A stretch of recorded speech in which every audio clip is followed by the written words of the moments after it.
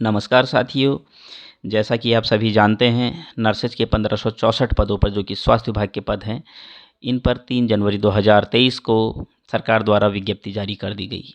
लेकिन इन पदों में कहीं न कहीं रोस्टर की पूरी तरह से अनदेखी की गई। कहीं न कहीं पुरुष महिला के अनुपात में गड़बड़ है, कहीं न कहीं डिग्री डिप्लोमा के अनुपात में गड़बड़ है, कहीं न कहीं SC ST OBC के रोस्टर में गड़बड़ है, जिसका कि पूरे प्रदेश में पूरी तरह से विरोध हुआ।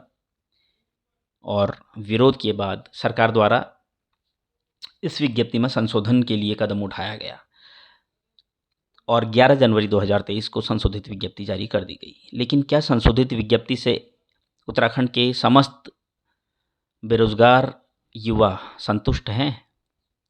क्या संशोधित विज्ञप्ति सही मायने में सही है?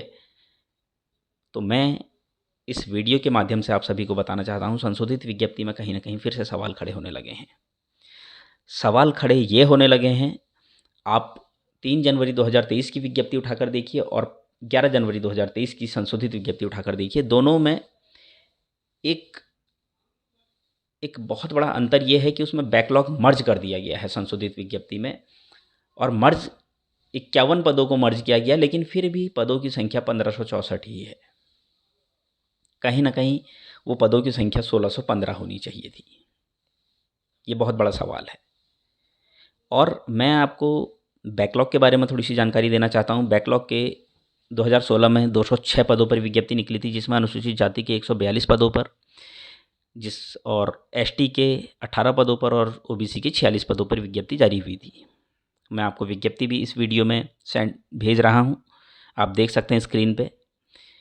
और जब इनको भरा गया, इसमें पहली बार डिग्री को लिया गया था। 2016 में पहली बार BSc नर्सिंग को क्लिनिकल में लिया गया। 142 पदों को जो डिप्लोमा डिग्री में बांटा गया, 70-30 के रेशियो में बांटा गया, तो 142 पदों का 70% 99 पद डिप्लोमा के लिए और 142 का 30% 43 पद डिग्री के लिए रखे गए। जिसमें अगर हम देखें 99 पदों को फिर 80-20 में अगर हम कन्वर्ट करें तो 80% अगर 99 का निकाले तो 79 पद महिलाओं के लिए और 20 पद पुरुषों के लिए। इसी तरीके से डिग्री में भी जो 43 पद थे, उनको अगर हम 80-20 के रेशियो में डिवाइड करें तो 80% 34 पद महिलाओं के लिए और 20% 9 पद पुरुषों के लिए। इसी तरह से अनुसूचित जनजाति के 18 पदों को अगर हम 70-30 में कन्वर्ट करें तो 70% 13 पद डिप्लोमा के लिए और 30% के हिसाब से 5 पद डिग्री के लिए।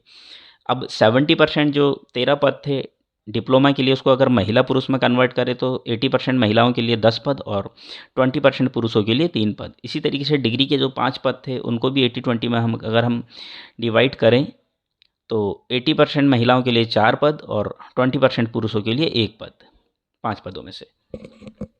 इसी तरीके से अब हम अन्य पिछड़ा वर्ग में आ जाएं।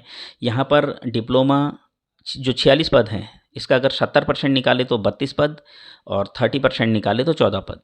अब डिप्लोमा के 32% पदों को 32 पदों को 80-20 में अगर हम डिवाइड करें, महिलाओं के लिए 80% 26 पद और पुरुषों के लिए 32 का 20% 6 पद। इसी तरीके से डिग्री के लिए जो 30% पद थे 14 पद, उसको अगर हम महिला पुरुष में डिवाइड करें तो 11 पद 80% के हिसाब से और 20% पुरुषों के लिए 3 पद। तो ये पूरा कैलकुलेशन आप समझ सकते हैं, देख सकते हैं, इस तरह से इन पदों को भरा गया था। और मैं आपको बता दूं, मैंने RTI में सरकार से ये सारी जानकारियाँ मांगी हुई है, सारी RTI मेरे पास हैं और मैं इस RTI का जिक्र भी स्क्रीन पे आपको दिखा रहा हूँ। RTI भी मैंने इसमें मेंशन की हुई है। सरकार ने RTI में जो मुझे जानकारी दी थी, उसमें ST और मतलब अनुसूचित जनजाति और अन्य पिछड़ा वर्ग के पदों को पूरी तरह से भर दिया गया था। लेकिन ये डिग्री की बात मैं आपको बता रहा हूँ, डिप्लोमा डिग्री दोनों की बात बता रहा हूँ। अनुसूचित जाति जनजाति और अन्य पिछड़ा वर्ग के डिप्लोमा के पदों को लगभग भर दिया गया था।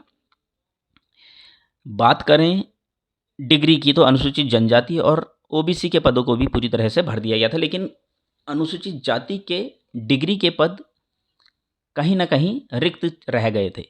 इसमें 3 पद महिलाओं के भरे गए थे और 1 पद पुरुष का भरा गया था।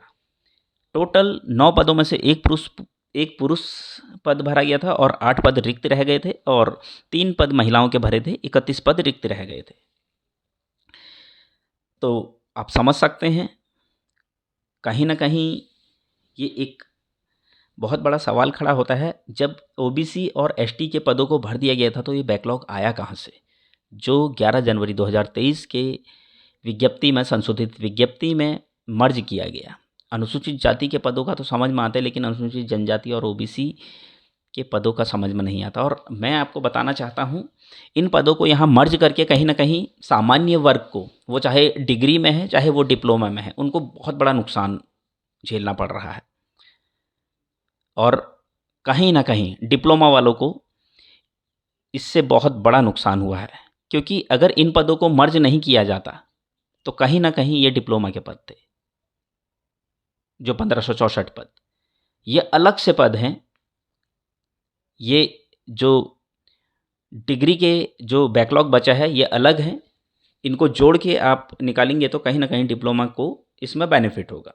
तो आप समझिए किस तरीके से सरकार द्वारा फिर से हमें बेवकूफ़ बनाया गया है, किस तरीके से हमको फिर से गुमराह कर दिया गया है और विज्ञप्ति को फिर से घुमा दिया गया है।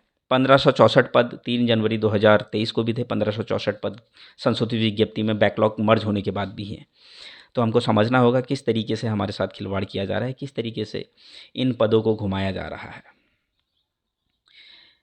मेरे साथ आप सभी लोग मेरे वीडियो में इसी तरीके से बने रहिएगा। मैं आगे भी आपको और भी जानकारियाँ देते रहूँगा।